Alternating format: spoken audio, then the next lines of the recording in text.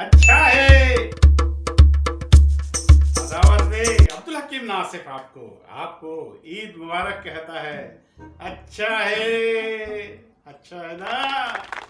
Subscribe करना है, bell icon दबानी है।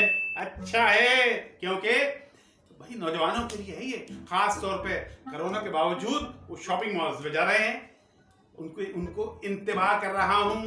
अब क्या है, ईद की रात वो हसीन हिलाल, नौजवानों ईद की रात वो हसीन हिलाल कोई भी रूप धार सकता है। ईद की रात वो हसीन हिलाल कोई भी रूप धार सकता है। एहतियातन बता रहा हूं तुम्हें, चांद थप्पड़ भी मार सकता है। अदावर से